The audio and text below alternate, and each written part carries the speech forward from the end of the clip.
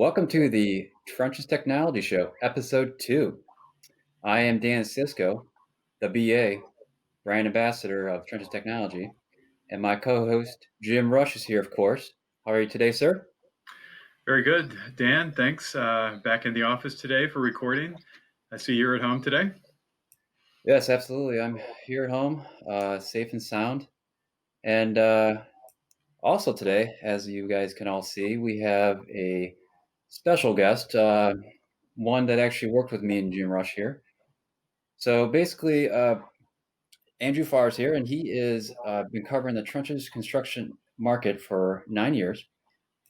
He also covers the water utility market as managing editor of Water Finance and Management, which is a sister publication to Trenchless Technology. He's been a regular of many Trenchless shows on a regular basis, such as No Dig, the No Dig Show, and WEFTech. And here I'm going to share a couple photos. One is from actually No Dig 2016 with me and Andrew. And then one of the other things just to kind of bring up is that, in Andrew's spare time, he enjoys playing guitar, and he's even been in a couple rock and roll bands, including Jamming for Water, which is done at the WEFTech show. Here's a couple of photos of Andrew performing at the Jamming for Water. So hi, Andrew. Welcome to the show. Hey, Dan. Jim, thanks for having me, guys. Good to be with you. Playing Jamming for Water, if you don't mind, too. Sure. Yeah, good to be with you guys. Like I said, saw the first episode. You guys did a good job. So glad to be talking with you guys a little bit. Yeah, Jamming for Water. This was launched, I believe, going on 8 years ago. Jamming for Water is kind of a very organized charity concert, if you will, that takes place every Saturday before the WEFTech show. Usually late September, early October. It's comprised totally of musicians that are in the water wastewater industry. Obviously, people attending the WEFTech show. So all the proceeds to it go to benefit water charities. So like water.org and things like that. So it's a great cause, and really interesting to see all the talented musicians across the industry. So it's been really a really cool thing to be involved with, for sure. Yeah, I remember we talked about it, trying to get involved. Obviously, you would be the one playing, but we made that happen. And how long ago was that? The first time that went to you with you at the WEFTech show? Yeah, I got involved in 2017, so it's been a few years now. And obviously this year with the WEFTech show in New Orleans being canceled, and WEFTech has moved some of their conference events and sessions online. So obviously no Jamming for Water this year. I know some of the musicians are trying to get together to do some online stuff, but obviously not the same. Yeah, but that'd be great if they can, because just to kind of keep it going and kind of keep this amazing cause going. So it's pretty cool. Now I'm glad to, go out early to WEFTech because they do it before the main event of WEFTech on the weekend. So it was great to go with you, support you, and kind of take it all in, because it was definitely a totally different, cool coming together. Definitely a lot going on, but really fun. Yeah, absolutely. Yeah, I mean, you're kind of surprised by the involvement. All the people that they do a good job of getting the word out and getting a lot of people there. But also, like I said before, just interesting to see all the great musicians involved in the industry that you wouldn't really think about. And of course, like I said before, all for a great cause that really is connected to our industry. That's great. So I think we're going to transition to our topic right now, another topic, and that is a great thing coming up, which is the annual World Trenchless Day, which is coming up September 24th. So we have a special idea that we want you, the viewers, to participate in. So what we're thinking is that we want you guys to submit 10 to 15-second videos saying Happy World Trenchless Day or some other clever World Trenchless Day video to us. And then the idea is that we're going to share these creative videos on our next episode of the Trenchless Technology Show, which we're going to have dropping on the actual September 24th, World Trenchless Day. So have fun, be creative. We're looking at if you can submit your videos by September 14th. We're going to share the link to upload it because some of these videos, I'm sure if you get a little editing into and getting creative, it's going to be get big as far as the size. So we're going to send you that link. If you have any questions, you can hit me up direct. My email is DSISKO, dsisko@benjaminmedia.com. And I have a question for you, Andrew. Is it true that you're working on a World Trenchless Day song? That is incorrect, Dan. I don't know where you got that information. I'm just hoping, I guess. I don't know. That That would likely be awesome. I can do some will backup not. vocals. That's about all I can do. Jim, did you ever dream that there would be a World Trenchless Day at our industry? Oh, I would say no. I started back in 1998, so quite a ways back. The industry was quite different then. It was still very niche, still, I'd say, in the developmental stage, but it certainly uh, matured a lot. And to see where it is today, uh, it certainly makes sense. So, just a little bit about World Trenchless Day. You bring it up.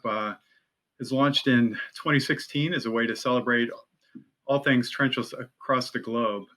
And so, one of the highlights, I think, of World Trenchless Day, you mentioned again September 24th coming up this year, is postings through social media. We'll have companies posting on Twitter, Facebook, Instagram, LinkedIn using the hashtag World Trenchless Day. So we've seen things like companies hosting lunches for employees, educational activities like lunch and learns, live or online presentations, site visits, or they'll post information about projects or new products, or even sponsoring contests or giveaways. Some of the things that kind of stick out in my mind in the past include CDM Smith. They did a graphic presentation of the history of trenchless technology, which was really well done. Ted Berry, I got a kick out of this. They had a Men of Trenchless calendar cover that they presented. Murphy's Pipeline had a kids drawing contest, which really showed kind of the benefits of using trenchless.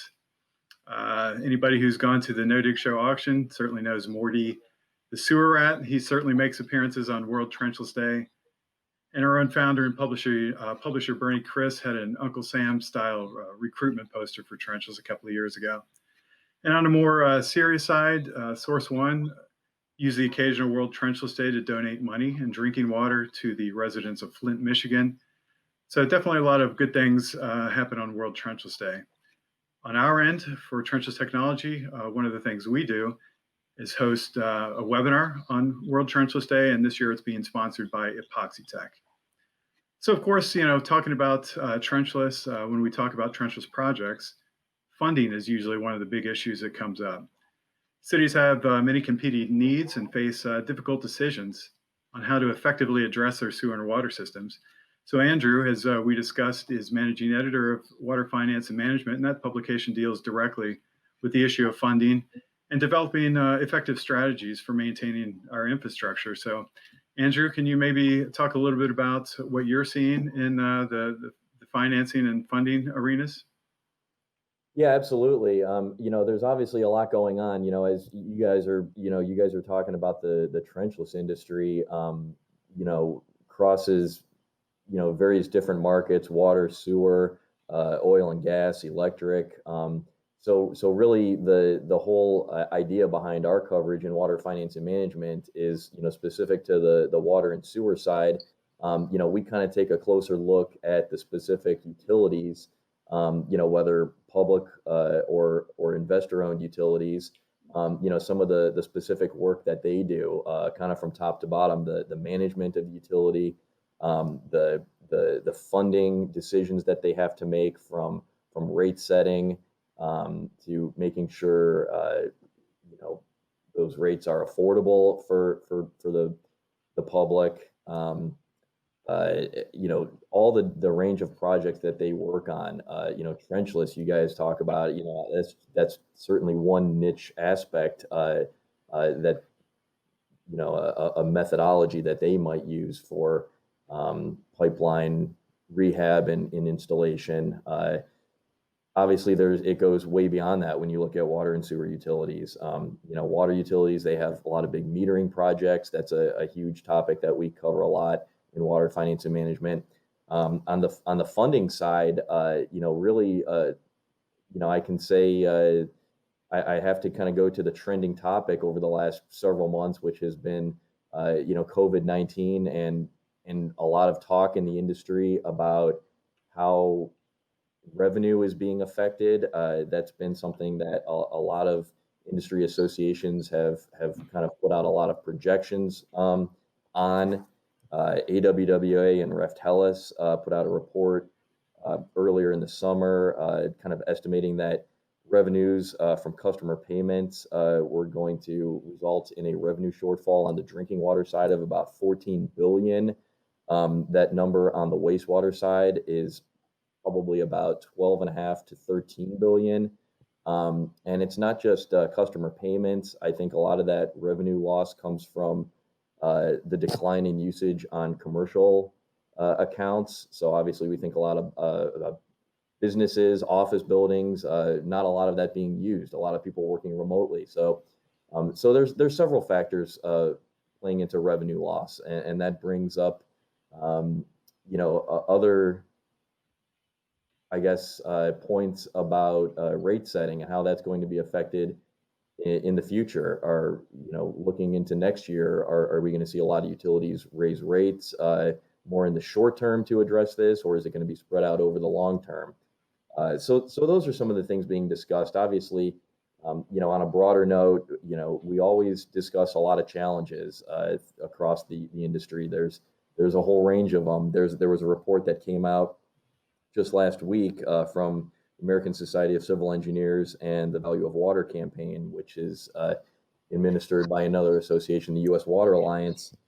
This was kind of an interesting statistic I found. Between 2012 and 2018, the rate of water main breaks in the United States has increased 27%. So that's a pretty daunting statistic, Yeah. right? Yeah, sure. Just a lot of constant challenges in the industry. It's really eye-opening when you kind of take a higher level look at what the water and sewer utilities deal with on a regular basis. So that's kind of the broad overview of our coverage in water finance and management and some of the things that are going on in the industry right now. Of course, there's positive news. I think that's going to come out of a lot of this. I think utilities are looking at resilience and implementing new technologies and new ways to deal with these challenges into the future. So there's some optimism as well. It's not all bad news. So circling back, you guys were talking about World Trenchless Day earlier, and Dan, I've been thinking a little bit. I think the most I can offer you is a World Trenchless Day guitar solo. I don't think I could. Maybe not a specific song. So that's the best I can offer you. A jingle. Which I understand. Like, I figured it would be the guitar part. And, I do actually have my guitar too that, I'm sick of it collecting dust. I like it. I can try to tune that up for you. I don't actually play, so Andrew knows that. But I have a guitar that just been sitting in a closet. Looks good. It came out today. So, but I can tune it up for you at some point if you like. I don't know. That dream is still barely there to learn. But I know it's going to take a lot of effort and be cool. But maybe I could be a drummer or something. Yes, absolutely. I would say on the note of World Trenchless Day, though, so you guys were talking about that a little bit earlier. We've had it going for several years. So Jim, you've been really involved in managing Trenchless Technology's Project of the Year Project of the Year awards that we give out every year. I know that's part of World Trenchless Day is that the winners we typically announce them on World Trenchless Day. I'm curious as to some of your thoughts on kind of looking at some of these projects over the years and how they've grown in scale and scope. What are some of the things that stand out to you in terms of the way these projects have evolved over the years and some of the winners and some of the milestones that we've seen on some of these projects?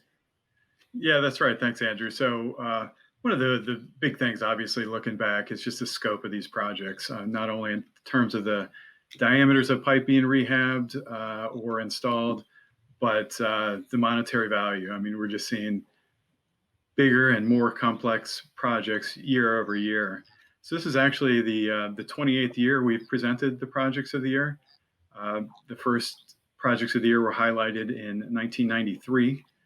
The winning projects back then were the Oak Valley Sewer Rehab Project in Nashville, Davidson County in Tennessee, and the new installation winner was TCI's cable replacement program in Peoria, Illinois, completed by Pearly Cable Construction. So CIPP and HDD still, very much staples in the projects of the year from the very start up to the present.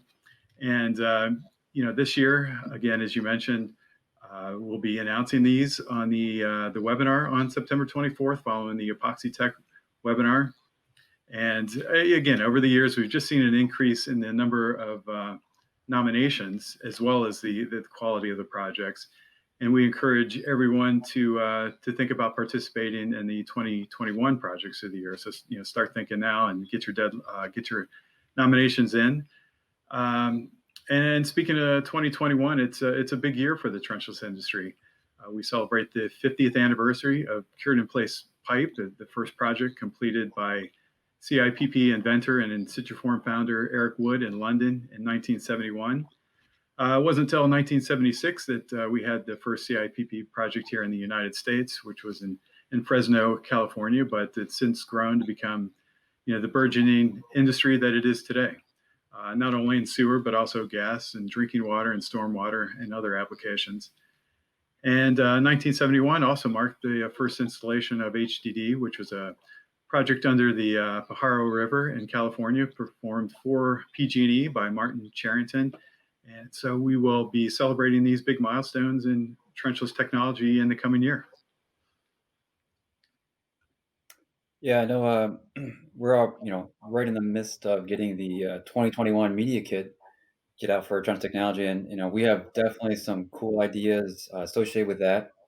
Obviously the 50th anniversary of CIPP is a big deal. So, between editorial and marketing opportunities with us, we're looking to really have a fun year with that, because this is a big deal for these kind of applications that have been around for quite a while now. Even though 50 years to some is not long, but 50 years to others is like that's a big deal. So we're excited about being able to showcase that in various ways and have companies also tell the story how they got involved too. I think there's gonna be a lot of cool things for 2021 that we're gonna see coming through our magazine, through our digital, ways, and it's gonna be fun.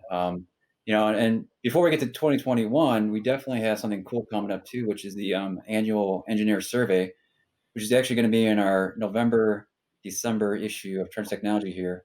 So, Andrew's always working on that every year and putting that together, but it's definitely a great ranking and just really cool issue to kind of showcase what these engineers have been up to, because there's definitely some amazing design work, and it's what the industry is about. There's a lot of cool design and just a lot of hardworking people making the infrastructure better, and it's just I'm proud to be a part of this, and I've been around this for almost 20 years and still like learning and amazed. So we're Yeah, excited. So I guess that's kinda today's show. So I just wanna, thank you, Andrew, for coming on today and joining us.